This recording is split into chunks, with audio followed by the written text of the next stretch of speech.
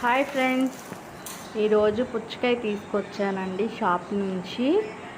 దీనివల్ల ఉపయోగాలు ఎన్నో ఉన్నాయని మీకు తెలుసు, బట్ తెలియని వాళ్ళ కోసం చెప్తున్నాను గాయస్. తక్కువ క్యాలరీస్, ఫైబర్, ఆకలి తగ్గుతుంది, ఎక్కువ తినకుండా అడ్డుకుంటుంది గాయస్. అందులో ఉన్న లైకోపిన్ అనే పదార్థం గుండెకి ఆరోగ్యానికి మంచిది చేస్తుంది, జీర్ణం బాగా అవుతుంది.